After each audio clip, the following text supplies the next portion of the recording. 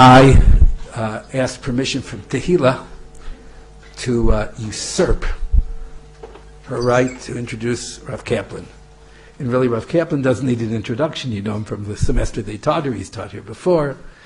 Perhaps you don't know that he speaks all around the world, that he's invited to speak, and he writes columns in Hamodia and other places as well. I don't know all the places of the world, but that's not why he usurped. Rabbi Kaplan knows why he usurped the power, right? He knows. It's a kavod for me to introduce Rav Kaplan, because it's a zechus, because he's the grandson of my Rebbe, Rav Pinsky Kaplan, Zeichet Tzaddik Yivracha, who I learned from many years, was a kohen for the Pinin Aden of our Bechor.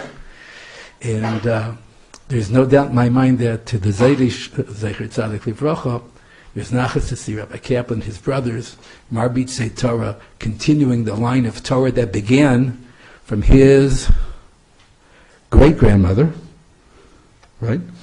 If you ever read the book called Daughters of Destiny, his great-grandmother, I've dealt with some other wonderful ladies, some 100 years ago or so, founded the yeshiva of Baranovich, and brought Rebbe Chonon Wasserman Zeichet Tzaddik Livracha, Hashem Yikom Damo, to be the Rosh Yeshiva there and to leave an imprint upon Jewry for all the years. So the Alta Babi I didn't know, obviously, but the Zaydi I knew. And because that's my zechus, to introduce my Zaydi's grandson, Talmid Chacham, well-known speaker, to continue his chinuch to Benos Macha, Rav Kaplan.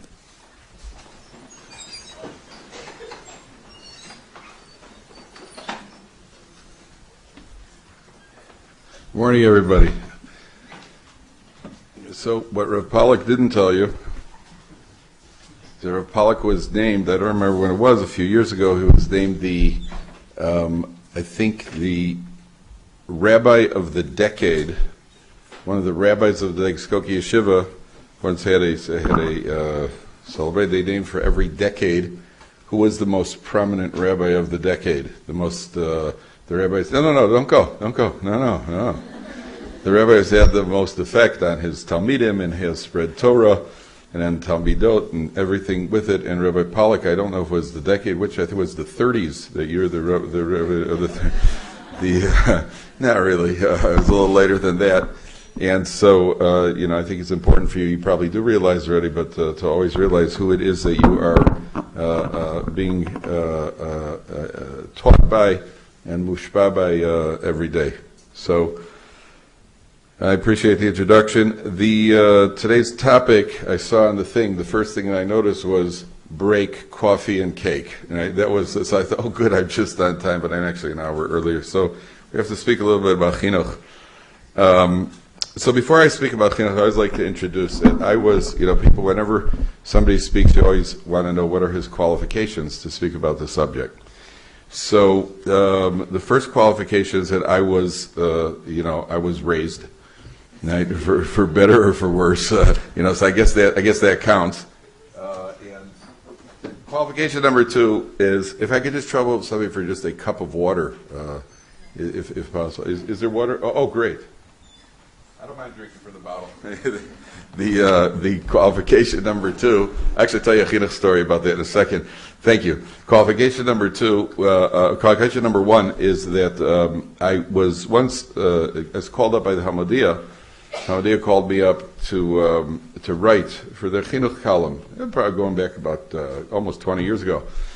So I got off the phone. I was very flattered. I got off the phone. I said to my wife, Hamodia asked me to write for them for a chinuch column. So my wife said to me, well, what qualifies you to write about chinuch? So I said to her, yeah, but they're paying. She said, go for it. That was the qualification number 1. So I'd been writing this column for chinuch for Hamodia for a couple of years.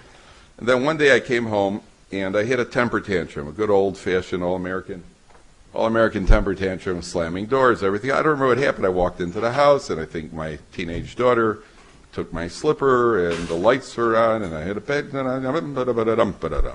so I wasn't in a great mood. I came in, and I had a temper, and I was yelling and hollering, I got an all-American temper tantrum, and then I finished. Everybody all of a sudden is doing homework, getting into bed, flossing, all those things, and the house is quiet, and then I had to go daven Ma'ariv. So I walked out of the house, I went to get a nice kavana dik in Ma'ariv, I punched myself really hard at Al-Chait, and then I came home, the house is quiet, and I see her walk in. My wife is sitting on the couch, and she's trying to hold back a smile, because she knew that I wasn't in a smiley peaches and cream mood, and she's just sitting there on the couch. It's quiet. She's kind of trying to hold back a smile, restrain a smile that there was so funny. So she said, well, after you left, Plony, our 10-year-old son, looked at me and he said, and he writes about chinuch. So those are my qualifications. My qualifications are that I have been a parent who has raised children. I've been through in the trenches with them, and have been makabel for my rebbeim. And ein chacham kibal hanisayo. Nobody is as wise as the man who's had experience. And therefore, we want to speak about chinuch and what I understand the Torah perspective to be. You do not have to. Nothing I say is by. There are other approaches. My approach just comes from Sinai, right? So you're free to. Anytime we want to find anything out, we look to the Torah to find out how to do it. Where is the way? Where is our guidance? Our guidance always comes from the Torah. So if you look at the Torah, there's a remarkable phenomenon. If you look at Sefer Bereshis, in Sefer Bereshis, you find about Avram Avinu. And Avram Avinu is speaking to everybody in Sefer. He talks to Sarah, talks to Paro, talks to Avimelech, talks to Lot, he's always talking to people. There's only one person that we don't find Avram Avinu speaking to, and that is Yitzchak. Never find a conversation between Avram Avinu and Yitzchak. Now, isn't that remarkable? That Yitzchak, here's the child he waited for. He had Yitzchak when he was 100 years old. And then the Torah does not record any sort of conversation between Avram and Yitzchak, except twice. Short sentences. And when is that? It's when he's on the way to Shechtem. And he's taking Yitzchak up to the Akedah. That's the first time that we find that Avram Avinu speaks to Yitzchak. What is the knife for? Elokim mirlo aseh le'ola bini. Right? You're going to be shechted, son. Right? That's the first communication. We never find Avram speaking to Yitzchak. Never find that. Isn't that remarkable? They're speaking to everybody. We don't find him talking to Yitzchak. So, based on the Midrashim, we know that he did speak to Yitzchak, because the Torah says that Avram and Yitzchak even learned Chavrusa together, learned in Yeshiva together, and we could be sure that Avram Avinu spoke to Yitzchak many hundreds of times, probably had Avos Abanim, and he said Modeh with him, and they learned Mishai. I'm sure that he spoke to him many hundreds of thousands of times. Yet the Torah doesn't emphasize that. The Torah is always conspicuous, not only what it says, the Torah is conspicuous in what it doesn't say. And the Torah is conveying a very important lesson, which I'm sure you all know, and that lesson is that the first step in chinuch, and the fundamental step, and the step that nothing can advance past without fulfilling this, is that chinuch is through example of the parents. All the books that are written on chinuch today, you got all these books, written by psychologists and psychiatrists, and the psychologists, and the psychiatrists, and all the people have written books about parenting, and all the what to do when the child stood up, and please clap because the child stood up, and all the stories, all the analysis.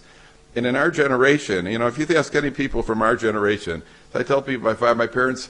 People ask me, did your parents ever use psychology on you? Yes, my father used psychology. He used the left-handed psychology on me, right? That was psychology when we were growing up, right? It was a different world. It was a world that not everything was analyzed. People basically knew what to do. So I asked somebody the other day, how did my parents manage to raise people before these books were written? So this guy, who was a former friend of mine, said, well, it could be your parents messed up. So, but assuming that they did an okay job, where were all their books? And the answer is that HaKadosh Baruch Hu has generally given parents a certain instinct and an intuition. And with all joking aside, if, in most cases, the husband would get out of the way and let his wife raise the children and do what his wife says in child rearing, then generally the kids are okay. The problem is often the men interfere. Instead of taking instruction, the men think they know everything. They're not in the house with the kids. The women are. They're spending more time around them. And the husband comes home and starts making suggestions. And our approach, I feel bad that there's another man here, but at least there's misery loves company. So men, husband comes into the house. Men are often clueless. Right? Men are often clueless, and the husbands have to know that they have to. So it's important when you're married that you and your husband have to reach an agreement. And it's the approach is that the husband puts his faith into his wife. Having said that, there's a certain aspect of teaching the kids by example. Now, they asked Rabbi Yankov Kamenetsky once how he taught his children, and a very, very telling remark by Rabbi Yankiv Zatzal. They asked Rabbi Yankiv Kamenetsky how he taught his kids to make brachas. Rabbi Yankiv said, we didn't teach our kids to make brachas. I made brachas, my wife made brachas, and the kids saw us making brachas, so they made brachas. And teach your kid, okay, say, make a bracha now, make Josh, make a bracha. Right? Say, make a bracha, because the kids are imitators. The kids see their parents. What the parents do, the children, most of the time, that's what the parents do. I think one of the classic examples in a Torah home is when it comes to benching. Now, Jewish women, bless them, have somehow taken on the responsibility to make sure that everybody in the family benches. Did you ever notice that? Chaim, did you bench? Yaakov, did you bench? Bench. Did you bench? Bench. Right? Your mommy's always checking on everybody. Did they? Is it true or not true? The mother is on, that's bench patrol. Right? The mother, Moshe, did you bench? I didn't eat bread. That's okay, bench anyway. You don't bench. Just bench. So, the kids understand, they pick up, listen, benching is obviously something that's important to mommy.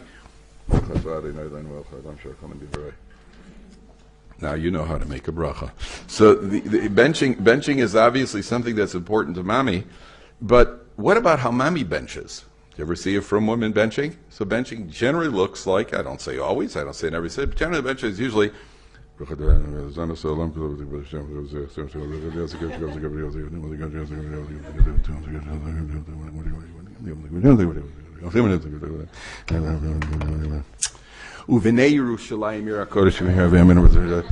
usually how mother bench. So what did the kid learn? The kid learned that benching is when you run the house. Right? Benching is basically all instructions given. Then you say, Chaim, did you bench? I can't. Why not? I don't have a phone. Got to have a phone to bench.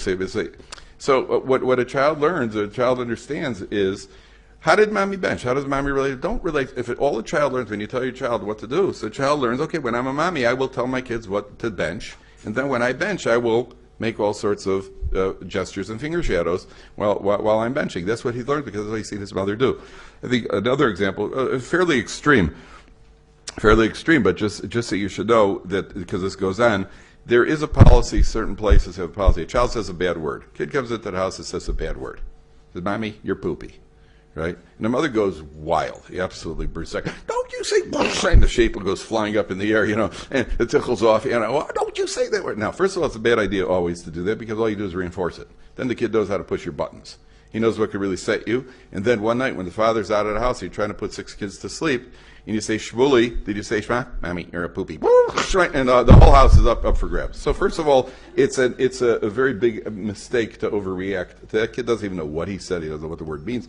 And the best thing to do is say to the kid, listen, you're Shmuli, a boy like you doesn't say that. A mensch doesn't say that. More than that, there is a policy in certain places where if a child says a bad word, they wash his mouth out with soap. I don't know if you ever heard that. That's something that started it back in the times of the Inquisition. And a child says a bad word, so you wash out, get over here, and you wash out his mouth with soap. Now I want to tell you something. If you wash out a child's mouth with soap when he says a bad word, you've taught him one thing. Don't say bad words around adults with soap. That's what you taught the child. And when the child's not near you, then the child may very well say it. The best thing you could do is, because I'd like to see you, I'd like to be there present when this happens. It's Erev Shabbos. The married ladies in the room will relate to this. It's Erev Shabbos. You have a house full of guests that are coming. And about a half hour before Shabbos, while you're running around doing 17 different things at once, all of a sudden as you're upstairs, you're checking this, and all of a sudden, oh no, you go running into the kitchen and that last kugel or potatoes or whatever this is burnt. I would love to see you at that moment. I'd love to see you at that moment. Now, if you're a tzaddikas and you're a balas madrega and you just go, Gam Zuletova, right? Then there's nothing I can tell you about chinuch. But if more likely you are a standard average Jewish frum woman housewife, and you take a look and you give that that woman's stamp, like, right? And then you say something. Now it's not horrific, it's not terrible. It's just something a little less refined. You know what you should do at that moment? You want to be mechanech your children? Don't want to say? Call them all into the kitchen. Call them into the living room and say, guys, I just said a bad word, bring me the soap. Guzzle down some soap, wash your mouth out. That's the best lesson you can teach your children. They'll talk about it for months. Mommy said a bad word, and she washed her mouth out with soap. And that's what they're getting. That will leave an impression that when a person says a bad word, you become a soap kamikaze. Right? You commit soap suicide, and you take some soap into your mouth, and that will drive home the lesson to the children more than you. You have to remember there's a difference. Chinuch is not control. To control children is never hard. All I got to do is yell, which I'm not allowed to do, unless I'm not feeling any chaos inside, which is basically science fiction. And I'm not allowed to yell. I'm not allowed to potch if I'm in anger. The Vilna Gaon says if you potch your children out of anger, then you're over on an isser. Father's not allowed to potch. When I used to potch my kids, it was rare, but you don't have to resort. Fathers should not resort to potching too much. 2 or 3 times an hour is enough. 2 or 3 times in the course of a lifetime for a boy should be okay. Girls, I never potched. Girls, what do you buy? Potch a girl? What do you got? Hit a girl? I didn't know what to do with the girls. The boys, the girls, I grew up without sisters also, so I was somewhat female-oriented handicapped. So I said to my wife, you're going to take over, and I was shocked and astounded by what I saw with girls, because it had nothing to do with I didn't know, I had no idea what this was about. With the boys, twice, I think one of my boys never got potched. Most of them have got 2 or 3 times, but when I did potch them, I would always say, okay. If they got me to the point of potching, I would say, okay. I would give them a number. I say, I'm going to potch you 4 times.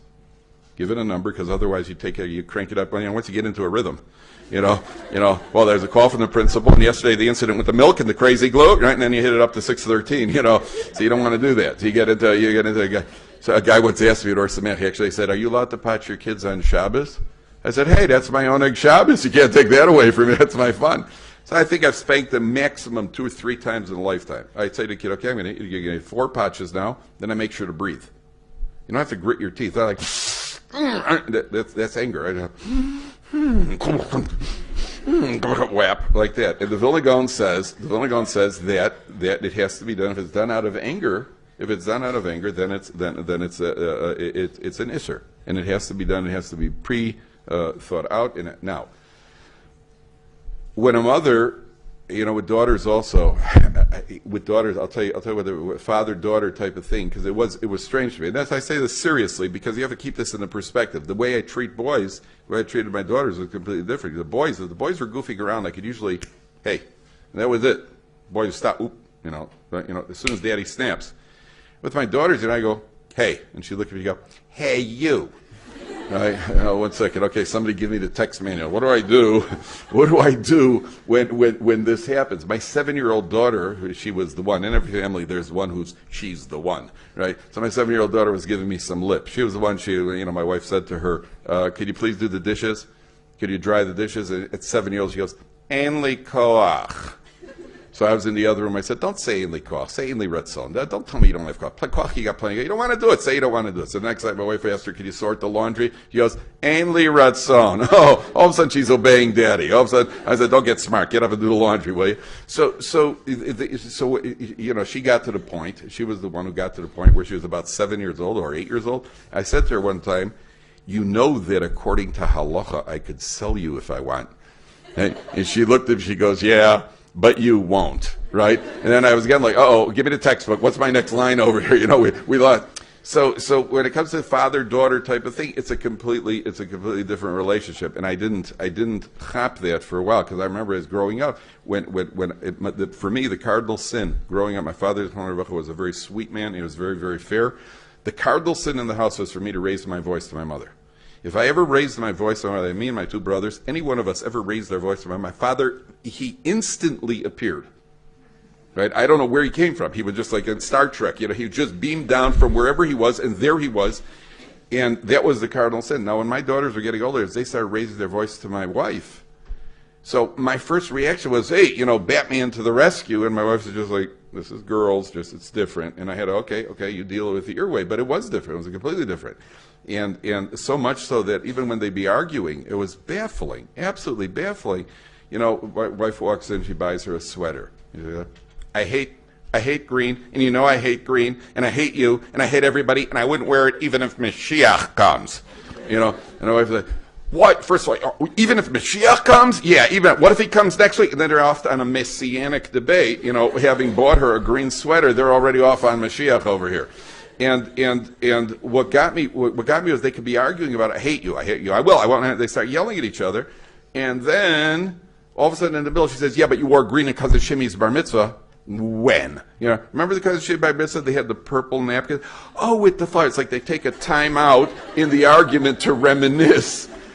And I'm watching this, and I'm like, what is going on here? This girl. Then it's at a certain point, it's like, Okay, back to war. I hate you, and I hate the sweater, and I hate it. I was bad, absolutely bad. It was like in World War, when was World War I? The Germans and the English, at a certain point, they were shooting each other. They were in the trenches, and I think on Christmas Day, they took a break to have a soccer game. They played soccer, right? Then they went back to the trenches and shot each other, right? Goal. They did. They took a break. That's what it reminded me of. It reminded me of, let's take a break. Okay. So that's a different subject. The point is, there was a hockey goalie named Billy Smith. Billy Smith played for the New York Islanders. And Billy Smith was considered the dirtiest player in hockey. He was a goalie. Goalies have a very thick stick. And as an opposing player would skate past him, if he was within range, Billy Smith would take his hockey stick and he would slash him across the back of the calves. That's the only unprotected part of a hockey player's body. Is the guy, if he got too close to the crease, to the goal, to the net, so he would take his stick and give him a good slash, which made him extremely unpopular with other players. Billy Smith Jr. was 9 years old and he was starting to play pee-wee hockey. So they asked Billy Smith if his son is going to slash the pee-wees. So Billy Smith, an interviewer, said to the father, is your son, he's obviously going to be a goalie just like daddy. He said, is your son going to slash the pee-wees? He said, no. He said, how do you know? He says, because I told my son, don't do as I do as I say. Anyone who's been a parent for any great length of time for about 5 minutes knows it doesn't work that way. It doesn't work that way. Kids don't do as you say. Kids do as you do. The example that you set is what your children are going to be. You want to know how your children are going to turn out? People ask me all the time, what's the best book I could get for parenting? The best book you could get is the Orchos Tzadikim or the Mesilas Yesharim. Work on yourself. What you become is the best influence on your children. There's nothing else. There are no shortcuts. Now,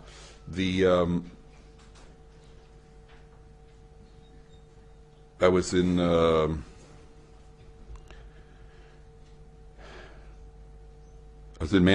England, and I walked into a shop, and they have a shop over there that has a display of, like you go to Geula here, they have the garinim, the pistachios, all that stuff. It's an open display, the candy stores, and you fill it up, and you weigh it, and you pay for it. So they have a shop like that somewhere in England. And I walked in, and the shopkeeper comes over, he says he wants to tell me a story. So the guy came in, guy comes into the store, and he's, a firm guy, and he goes over to the candy display, and while he's choosing the candies, he's kind of munching away on, putting a couple in his mouth here, a couple in his mouth there. So the balabas comes to him, he says, listen, if you want to taste them to see if you like them, that you could do. But don't make a meal out of it. It's not free munch while you're buying. Taste one, two, taste, but don't sit there munching away at it. Okay, comes back the next week, and again, he's buying and he's munching away. The guy comes over and says, listen, I told you this isn't it's not a all you can eat type of thing. This is taste one or two, buy what you're going to buy, but it's not. Don't do that. He comes back a third week. The third week he sees him doing it and says, listen, the guy's not a mensch. I'm not going to waste my breath. The guy should know better. Okay, the guy leaves. About 6-7 months later, 7-year-old girl walks into the store, and the guy's sitting in his office, Balbus sitting in his office, he's got a camera, sees the entire store. So he's got a view. He sees this little girl, and she gives a furtive glance in all directions. She starts taking candies and stuffing them in her pockets.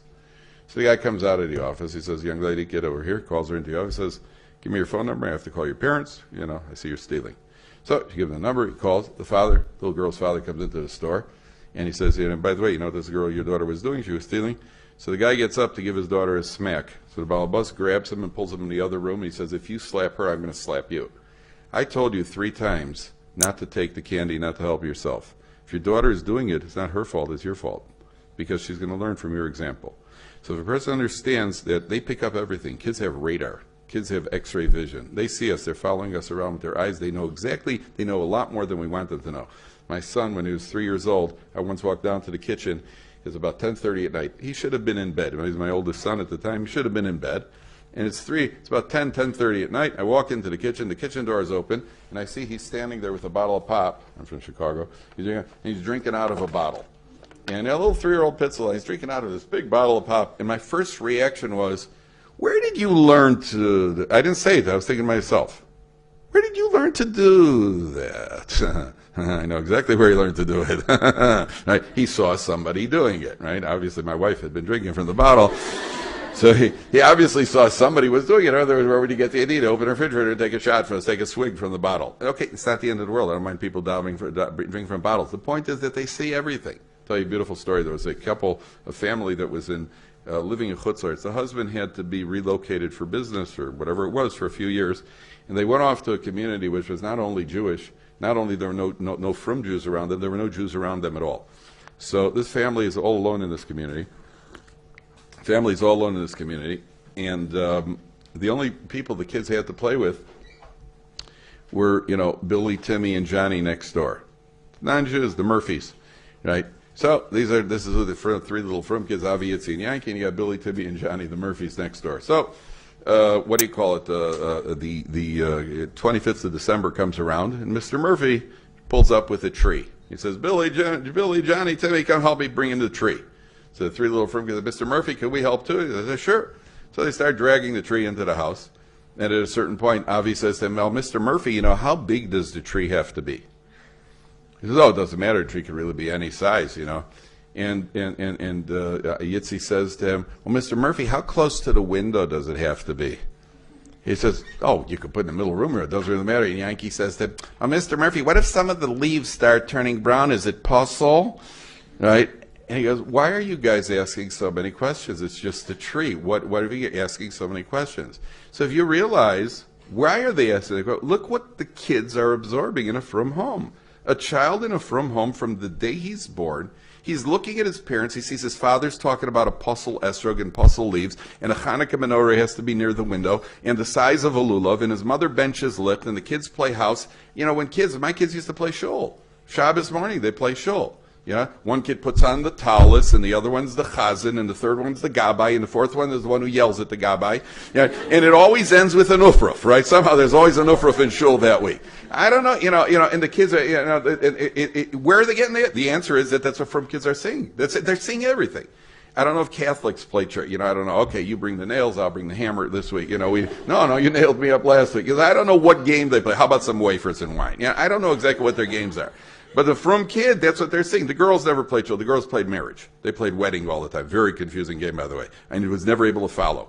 Because you got two girls. One is the chassan and one is the kala. But one doubles as the mother of the kala. Somebody's walking around 7 times and one of them's holding a baby. So the whole thing was very, very confusing. Where are they seeing this from? This is all coming from what they're seeing in our home. There's another family that was living in a community. They were by themselves. Also, the father had been transferred. They were all by themselves in a non-Jewish environment. Leil Shabbos, the mother set the table. And when she set the table, she put an extra setting in a chair. So the first week, nobody said anything. The second week, nobody said anything. The third week, one of the kids said, Mommy, why do you keep setting an extra setting in a chair? And the mother said, listen, we are here in this community. We're not able to have orchim right now. But I don't want that we should forget the mitzvah of hachnasas orchim. And when we go back to our kehillah, we'll be able to have orchim in the house. But we shouldn't forget the mitzvah, so I set an extra setting in a chair. I want to tell you something. I think that their mitzvah of hachnasas orchim will be more influenced by that oreach who wasn't there, by simply seeing how the mother regards the mitzvah. When they see how the mother regards the mitzvah, that's going to influence how they regard the mitzvah. A child comes home from cheder. Oh, these are all true. These are all true incidents that have happened. I've heard the good. I've heard the not so good. I just had a young man came to me the other day who said that he's been estranged from his father. His parents were split up, and he's been estranged from his father for 2 years. And his father's angry at him because the last time they saw each other, they had a physical altercation. And he wanted to know if he could invite his father to punch him as hard as he can 2 times in front of the kaisel. That's the way he would satisfy his father. That's what he asked me. Right? So and he said twice in front of the kaisel and once in the middle of the base medrash. So I said, will that make your father happy? He said, very. So I was thinking, wow, that's beautiful, that's without the books, So I'm just telling you what could be going on out there. That was what could be going on. I've heard those stories. The other stories are the ones where the parents do the right thing. So the child comes home from cheder. He says, Mommy, we have a siyum. We just finished, 9-year-old boy, we just finished a masechta of Mishnayos. So the mother says to the child, really? She immediately goes into her room, she puts on her shaitel, she sets the table with pop and snacks and everything else. She says, as soon as Daddy comes home, we're making a mesiba. That's a child who got a message from his mother. The message is what she thinks of Torah. What does the mother think of Torah? How important is Torah? If the mother says to the child, well, that's great, but don't leave your Mishnayos on the table. Don't leave it lying around on the table. The child got a message there too. Mishnayos is great, but clean tables are better. So what you convey as the mother, what you want from your children, that has to be something that you're going to be demonstrating yourself.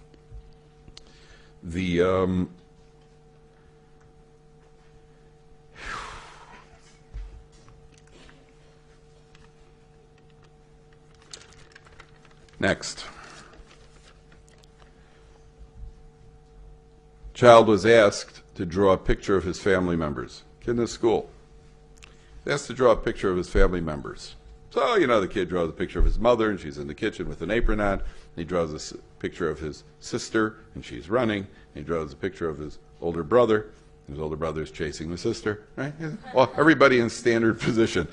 And then he draws a picture of his father. His father is sitting at a table with a Gemara open. The windows are all darkened. There are stars. The kid draws stars in the dark light of the window. And there's a clock in the background facing midnight. That's his picture of his father. His father is sitting over a Gemara at midnight. That's the picture, that's the image the child draws on a picture. That doesn't happen by itself. You can't get a kid to do that unless you're doing it. You can't get a kid to do chesed unless you're going to do chesed. The way a mother answers the door, you have guests for Shabbos. Sometimes you've been guests for Shabbos, and I'm sure that you've had various experiences. Sometimes people answer, "Hi, how are you? Welcome, nice to see you." Then there are other people who go, "Hi, yeah, well, you hear your baseball, come in," type of thing. Now, your kids are seeing how you answer the door. Your kids are seeing how you answer the phone. They hear how you answer a phone. Everything about it's a tremendous responsibility. The Gemara says there was a man came to a Jew from Israel, went fundraising for his family. He had 12 children. He had to marry them off. So he went to the United States, and he knocks on the door of a very wealthy man. He says, "Hi, I have 12 kids. I need to marry them off. Can you help me out?" So the guy says to him, "Listen, first of all, I don't think much of your lifestyle. I think people who learn Torah are parasites, and I don't think that you should, it's not my problem." He says, "Number two, you brought them into the world. They're your responsibility, not mine. I really don't think much of the cause. I'll give you $18. And he writes him out a check. The guy says, "Can I ask you a question?" He says, "Yeah, sure." Leans back very smugly. The guy says to him, "What would you say if somebody would offer you a partnership with Warren Buffett?" Warren Buffett's the second or third wealthiest man in the world. Behind Bill Gates and myself, there's Warren Buffett. And he says, "What would you say if you were offered a partnership with Warren Buffett?" The guy says, "I would grab it." He says, "Why?" He says, "Because, number one, it would give me a certain amount of credibility. It would give me immediate financial stability, and it would also be a very big covet for me. I'm a partner with Warren Buffett." So the guy says, "You're absolutely right. I want to ask you a question. The Gemara says there are 3 partners in every child. There's the father, there's the mother, there's the Ribono Shalom. HaKadosh Baruch Hu has been my partner 12 times. Don't you think that that's a little more impressive than Warren Buffett?" So I would like to tell you the story ended, and the guy said, "You're right," and he wrote $100,000 for each child. I'd like to say, I don't know if that happened. He might have just said, "Okay, clever, get out." I don't know how the story ended. But what the guy said is true. There are 3 partners in every child. HaKadosh Baruch Hu is a 51%. He's a senior partner. And HaKadosh Baruch Hu, as a senior partner, makes demands on us, the parents. So having children and raising children is not just something because they give us nachas and we enjoy them, and what would life be without them. Having children, raising children is because we've got an achrayus, we've got a responsibility. And therefore the first step that a person has to take in raising children is that a person has to realize, I have to work on myself and I have to behave the way I'm meant to behave. Go back to the soap example. People are always worried about kids saying bad words. If you want to use soap for your children, if you really want to, don't. But if you really must use soap on your children, do it more for Lashon Hara. Lashon Hara is much more of a threat. Your child is most likely not going to be using bad words as much as he's going to be speaking Lashon Hara. If he is speaking Lashon Hara, it's often going to be because he heard it from his parents. You ever hear mothers say, "If you have nothing nice to say, don't say it," right? You ever get that from your mother? You have nothing nice to say. Then you hear your mother on the phone with her friend, and you're thinking to yourself, "Well, that doesn't sound very nice." And you say, "Well, I guess when I'm a mother, I get to talk that way on the phone." That's the message that your children have got. And therefore, the first step is developing ourselves as people in a way that we will emphasize our children positively. Number one. Number two, Rabbi Moshe Feinstein was asked, and as a tshuva in the Igros Moshe, what approach works better with children? Leniency or stringency? What, toughness or leniency? Now, again, people from our generation, we were raised differently. We come from parents who themselves were raised differently.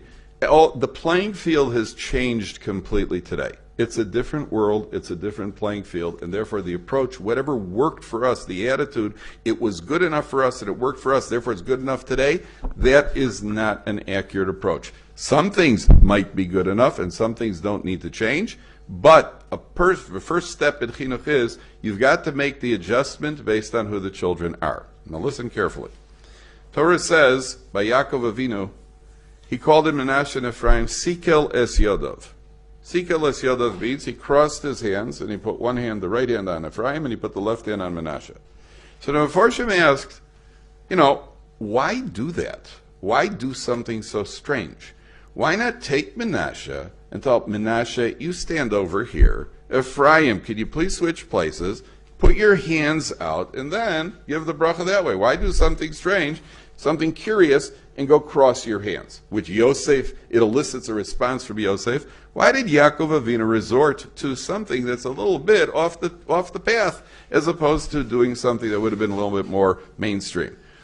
So the first answer the Mefarshim say, which is a rule in chinuch, is that there was a certain sensitivity. To tell Menashe the Bechor, Menashe, not only you're not getting the right hand, for whatever reason the right hand is more powerful, not only you're not getting the right hand, could you do me a favor, could you move? Could you switch places? It's humiliating. You took a seat and then you're being told, or you're standing somewhere, you're being told, stand over here. That would be too embarrassing for Menashe, on top of the humiliation of not getting the main bracha, to go and ask Menashe now furthermore to. That's the first answer to Mefarshim give. There's a Bnei Yisachar, one of the great Hasidic commentaries. The Bnei Yisachar says, you know what Yaakov Avinu was teaching us? Yaakov Avinu is teaching us as parents, mechanchim, grandparents, whoever you are, whatever your stage in life. It's not our job to take the child and put him where we want him to be. It's our job to figure out how to reach the child where he is. I have to be very careful here. It doesn't mean that let the child do what he wants and just cater to him. It means that we as parents have to identify who is this kid really, what is his or her potential, what is his or her personality, and then try to bring out the maximum in that child. Parents often have a preconceived idea and preconceived goals for what their children are going to be. And the parents have decided this child is going to be a professional, and this child is going to be at the top of her class, and this child is going to play piano. And then parents enter into, often, there's either a conflict, or in worst cases, there's some sort of negative effect because the child feels they're being forced to do or be something which they're not and they're not capable of. And therefore, it's probably one of the most difficult things in parenting. A parent who's a high achiever in any area, could be a high achiever scholastically, it could be a high achiever in the arts, or any other area, and has a child who's different, that's often a challenge for parents. So sometimes you have some parents who are, let's say, very, very reserved, and they have a child who's outgoing. Or you have parents who are very, very outgoing, and you have a child who's more introverted. And the parents are dealing, and they're struggling to figure out, how do we change the child? Who said you have to change him? Who said you should change him? Who said you're allowed to change him? Sikel es Yodov means reach that child and figure out who that child is and what that child needs. And the fact that you want him to need something else, that's something that's your problem, it's not the child's problem. And you find this all the time where parents who are very academic, and they have a child who's the last thing they're interested is in school or schoolwork. Now, you obviously can't let the child become hefker. But you have to figure out, I get calls on a regular basis. I had 3 calls in 24 hours from mothers who want to know their son has got a good head, but he's not motivated to learn. He's in yeshiva, he's 17, 18, or 19, he's not motivated. What do I do with the kid? Right? Okay, he's a person. And it's a difficult thing, and there is no magic solution. Otherwise, I would be really the second richest person in the world.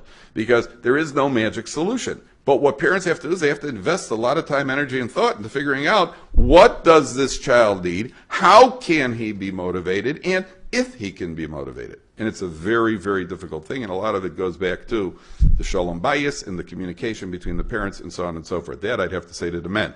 Because ultimately the key to healthy, stable children is going to be the shalom bayis and the communication between the parents.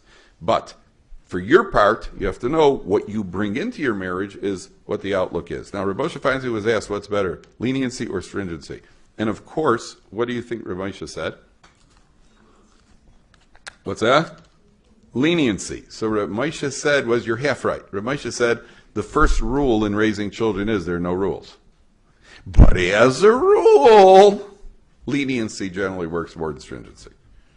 In our day and age, the way I put it is, save your bullets. Save your bullets. There are certain things where you're going to have to say no, and no is the easiest word to say to children. The easiest thing to say to children is no. Try to say no as little as possible, because there are going to be certain times where you have to say no, and you don't want your kid then turning around and say, you never said yes to anything. You never gave us anything. That's the last thing you want as a parent. You want those children to feel you were there for them, concerned for them, and then the no that you, when you pull rank on your children, the no has got to be that they understand it's out of concern for them. My policy with my kids was I always said there were things what I called the green zone, the red zone, and then there's the gray zone. The green zone is anything that a kid wants, which there's no reason they shouldn't have. A kid says to you, you know, I want to get a bicycle. Okay, boy needs a bicycle. A girl says she wants to get a new doll or whatever it is. Yeah, fine, no problem. Then there's the red zone where the kid says he wants to get a motorcycle, right? And he's only 11, you know, and that is a no. Or the kid wants something that's dangerous, or the kid wants absolute unlimited internet access, or whatever it is. The answer to that is absolutely no. Then you've got the gray area. The gray area is what you would prefer not, but you don't really have a reason. You really can't say no. So, for example, I remember the first time it came up was with what were those things, the Game Boys. Do you know what a Game Boy is? Did you guys have Game Boys growing up, or are you already outdated? They still have Game Boy? I haven't seen them for a while. So I remember when my kid came out the first time with the Game Boy, I didn't like it. I thought it was mind-numbing, and I didn't see that it goes anywhere. And worst of all, I wasn't good at it. So, I wasn't thrilled about this Game Boy. Then he wanted the Game Boy. And I realized, look, since it goes nowhere, there's very little continuity, and I'll probably get tired of it. So I said, okay, I'd prefer not, but I'll get him the Game Boy. Because then when he asks me for something that I really have to say no, he can't say to me, you never got me anything. I say, yeah, I got you the Game Boy, which you wanted. So I remember he was playing this kid Mario or whatever it was, some little Italian kid Mario on the Game Boy. You know what I'm talking about? Yeah. So I remember because I was doing it once, and I got Mario through. All of a sudden, I wasn't very good at it, and I used to get dizzy also. And then also one day Mario's on the thing, and he goes through this door. I got him through a door, and all of a sudden I hear like blah, blah, blah, blah, blah, like something happened. So I got all I said to my kid, what happened? I expected, I got him through the door. I warned they're going to send a message to the White House. I wasn't sure exactly what happens now. So my kid comes over and says, oh, you just finished the first stage. I said, really? It took me weeks to do that. I said, really, what happens next? He says, we go to the next stage. He's underwater or in outer space or something. I said, how many stages are there? He says, 15. Are you serious? Then he looks at me and goes, Daddy, that's the first time you finished the first stage? Right? That was it. How much could a man take? I never touched it again after that. See, the 9-year-old kid is sitting there, all you hear is going through the next stage. So, a person has to understand there are 3 areas. So when they want you say yes. Certain things are no. Certain things I prefer not. But you got to give in. In our day and age, leniency is better. I heard a story, terrible story. I love it. There was a what do you call it? A little girl, little Miri, had a birthday. So her mother baked, chocolate chip cookies to bring it to Gan. So she brings the cookies to Gan, and she gives out the cookies. The Ganette is there, and she gives out. Little Miri gives out cookies to all the kids. And little Miri gave one of the cookies to Panini. And the Ganette immediately gets up, she walks over to Panini, and she rips the cookie out of her hand. And her little Panini starts crying, and Miri's mother says to Ganette, why did you take the cookie away from her? She says, because her mother won't let her have any sugar whatsoever, and therefore I can't give it to her. She said, come on, it's a one. She had it already, and it's one time. Come on, one time's not. She said, no, I did that once, and her mother gave me such an earful, forget about it. So they're all sitting there eating their cookies. Little Panini is crying. And then after they finish, they all go into the next room, into the play area, and they're all, playing with the toys, whatever it is. And then the Ganette looks around, she sees Panini is not there. So she goes back to the first room, and she sees there's Panini crawling around on the floor, licking up the crumbs off the floor that fell from everybody else's cookies. Now, is that what you want? Is that what you want? You want a kid, well, at least she won't have any sugar in her system, right? So you have a kid who's emotionally destroyed. Why? Because the mother has done something which you can never do. You've made a decision, a policy decision. Perhaps it works for you, and perhaps it works for somebody else's kid. And unless there's a serious health concern, so obviously no parents want the kids sitting around eating sugar all day. But parent has to know Get with reality. The reality is it's available. You're not going to be able to keep them. I know you'd rather they only eat almonds. All these kids who come home on Tu B'Shvat, and the mother immediately grabs the bag, takes out all the chocolate, and gives the kids the raisins and the Buxer. Right? So, what happens then is that the kid just, next time he gets anything, he's going to eat it before he comes home. That's what happens. I've seen the kids in the shul. I could always tell which kids in the shul at a kiddush are the ones who are sweet deprived at home. Because when there's a kiddush there, the kids are walking around with green frosting on their foreheads because they're the one who dove into the cake first. Because they're desperate. They're not going to get any. And so obviously it has to be monitored, and it has to be controlled, it has to be responsible. But if you go to the other extreme, when I was in yeshiva, I had a guy who was... we were about, we're a year after high school. The guy's about 18, 19. He used to come to Shir, and he never, when we would go to Shir, he never opened his Gemara. He sat in Shir, and he listened, and he never listened. He participated, but he never opened it. He didn't even have a Gemara. He just sat there, and he listened. And after a while, I asked the Rebbe, what's his deal? Guy sitting there without a Gemara. What's going on here? So he said he was raised in Europe somewhere. His father, at 5 years old, when all the other kids were outside playing, his father made him sit down and learn Gemara. He said he developed such a loathing to Gemara that to this day he can't look at the inside of a Gemara. It was a miracle. Rebbe told me it's a miracle that he's still Shomer Shabbos. He's living in yeshiva. He couldn't look at a Gemara. He had such a negative connection to the Gemara, he couldn't even look at it. So a parent has to know that the trick, how much to give in, how much not to give, is a very, very tricky thing. But a parent has to know, in our day and age where kids have such access to running out, the control that parents have today is far less than the control that parents had when we were growing up. That's why it's become very tricky to turn and know exactly how rigid are you going to be. It's a very, very tricky thing. There are no rules here. You just have to know that as a rule, Rabbi Feinstein says, go easy on them and maintain the connection. You want that the kids, people ask me, how do I control my children? The answer is that once the kids become teenagers, you can't control them. A teenager who says to you, I won't, there's nothing you can do. You can't hit them, and you can't force them. Had a mother called me up the other day about her teenage son who stole her jewelry, stole her credit, used her credit card. How do you control him? That was already a clinical issue. She had to go speak to a professional. But a child, you say, go to yeshiva, get out there. And the kid says, no, I'm not going to. We are helpless as parents. There's only one thing we could do. We could hope that the bond that I've created with my children is such a strong bond, they want to please us as parents.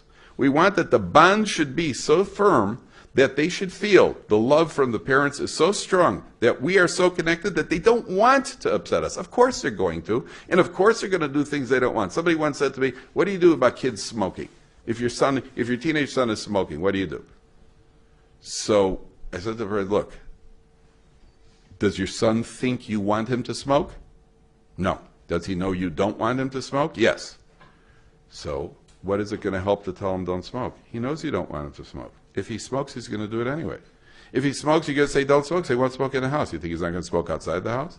Why would you tell him not to? He knows what you want. What do you think that telling him is really going to help? So if you think, yes, if I tell him he respects me so much, he won't do it. Okay, maybe. But most of the time, you know yourselves. You know what your parents want you to do. You know the things that they haven't wanted you to do, and you've done them anyway. Right? Please don't do too much homework. And you do it anyway. Right? Or something like that. You know what your parents would approve and disapprove of. And therefore, what makes you think your kids are going to be any different? Therefore, the key is to have that bond between you and your children, and more importantly, your husband and your sons, because that's really where the trouble starts. Where the sons feel that the father is too rigid, and that's often where daughters and mothers, there's always that natural bond between daughters and mothers, much more natural.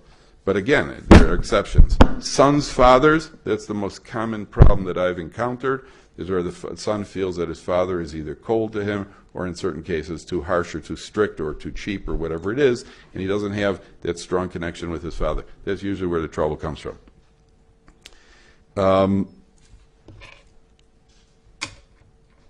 There's when Avram Avinu speaks to Yitzchak on the way to the Akedah, you'll notice the two times that he does speak to him, he says, Bini. Both times he says, Bini. Eloki Eloah Esaseh La'olah Bini. Bini. Both times he says bini. Bini is a term of endearment and affection. But Yitzchak doesn't know he's his son.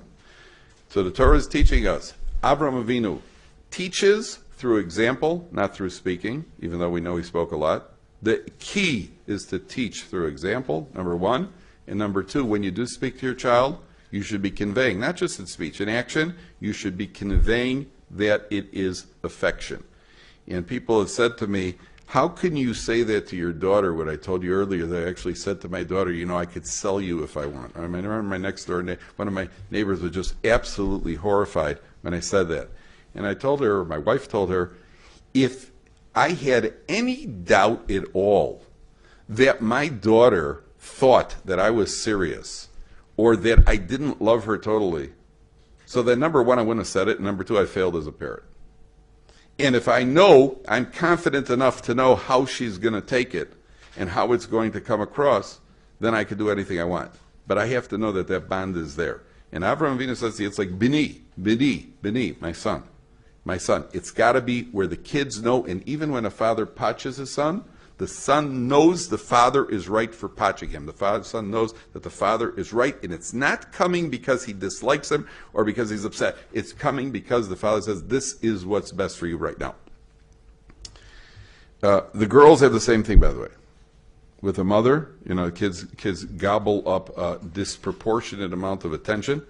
You know, you got to give them a tremendous amount of attention. I have been tempted when I've given talks to parenting talks. Ladies come in for, you know, parenting talk to hear successful chinuch, and I've been tempted to come in and say, ladies, the best thing you can do is go home and spend time with your children right now. Instead of spending 2 hours outside the house listening to a shiur on how to raise your children, go home and spend time with your children. Okay, now obviously the mothers deserve to get out, and I have no problem with it, but ultimately there are no shortcuts. There are no shortcuts. People are always looking for shortcuts. There are no shortcuts. You're going to have to spend time with your kids, and lots of it. And it's got to spend time in the morning, and it's got to spend time at night. I don't care if you're yelling at your daughters or whatever it is. Just be there for them. You have to spend the time with them if you expect to maintain the connection, which is the key in raising them. One last point. I had a young lady, a man that I know who's a posek, a Rav, done very well with his children, a very wonderful man. So he told me it was Erev Pesach. And Erev Pesach, he gets a call from a young lady. She says to him, you know, I'm a kala, and I'm going to be meeting my chassan over Pesach. Is certain lipstick or cosmetics, whatever it is a kosher lePesach? What's the halacha? So he gives her an answer, whatever the answer was. About 15 minutes later, his daughter walks in. She herself is a kala, and his daughter walks in, and she says to him, Daddy, did you get a call about 15 minutes ago from a kala about the cosmetics? He goes, yeah. She goes, it was me. He goes, why did you call me? She goes, look, I've been asking you to Shiloh for about 3 weeks. You know, for 3 weeks, every kid says, I got to look it up. I'm not sure. I got to check it. But I notice anytime somebody calls you on the phone, you just posket right away. You go, yes, I figure I'll get the answer once and for all. So I called you up. Now, this is a man who's done very well with his children, and he said to me, your home should be a warm bird's nest. That's what a home should be. Your children should want to be in the home with you as much as possible. You want to create a warm bird's nest. Your children should look forward to your Shabbos table. Your children should look forward to being at home. Not all the time, and sometimes you want them out of the house, like the mother bird has to sometimes, you know, if nothing else gets them out, just offer them some worms. That'll drive them out of the house. But your home should be a warm bird's nest. That's the environment you want to create. Last point. Sarah Imenu. What's the first thing we see she did when it comes to chinuch? Torah doesn't say anything. Can you imagine Sarah Imenu, 90 years old, she waited all that time for children. She's married 80 years, 82 years, according to Chazal. All that time, she's finally waited for you. It's like, why doesn't Torah record? She said to him, Torah tziva lanu Moshe, and tell us the niggin that she sang. What do you call it? She modani, nothing. Shema Yisrael, everything. Torah doesn't say a word about it. What's the first thing that Sarah Imenu, and the only thing we see Sarah Imenu did in the chinuch of Yitzchak Avinu, is she comes to Avraham and says, "Get that no good Yishmael out of the house." The first and only thing. He cannot be around with my Yitzchak. I want Yishmael out of the house. Who is Yishmael? Yishmael is Avodah Zarah, Gila Arayas, and Shvichus Damim, Rashi says. Yishmael, Sarah picked up with her motherly intuition, even though he hadn't actually done it. She picked up the tendencies of avodah zarah, gilui arayos, and shfichus damim. Out! Get it out. In our day and age, it's the number one problem. Every call is the number one problem. I can't tell you how much. I can't even deal with it anymore because it's hopeless. It's hopeless if there's access. If there's access, the kids have access, especially the boys have access, the fight is lost no matter how good you are as a parent. And therefore, your job as a mother is out. Get Yishmael out of the house. Avodah zarah, gilui arayos, and shfichus damim. Get it out of the house. Get the access and limit the access as much as possible. Otherwise, you are fighting an uphill battle, and it's almost an insurmountable hill. And therefore, Sari Meinu is teaching us, yes, got all the positives. Yes, she did everything right. Yes, she made her brachas out loud. Yes, she washed her own mouth out with soap. But the only thing the Torah tells us is she came in, she said, get it out of the house. Get it out of the house. To the degree, and it doesn't just apply to technology, it applies to all negative influences. The mother has to be on guard. The mother, you're the one who's going to be spending the time you create the home. The mother has to be on guard. Rochmas Noshim Bonsa Besa. Sarah Imenu did it, and Sarah Imenu is teaching you that that's your job. It's not an easy job, and it's not a pleasant job. But like a cab driver just told me yesterday, I was in the cab driver said to me, you know, at the end of the day, the wife gets whatever she wants. Right? So your husband will give in. You make the rules, he'll give in. You're the one who's building the home, it's your responsibility. I'll just tell you one last story. I was by the Gateshead Rav Shraga Zimmerman, who is an American, by the way. And he told me that he was in, he gets a call from a non-Jew from Scotland. The guy calls him up, he says, are you the leading rabbi of the Jewish people? The chief rabbi of the Jewish people. He says, well, I'm a chief rabbi of the Gateshead community, which is about 300 families. So I'm the chief rabbi of the Gateshead community.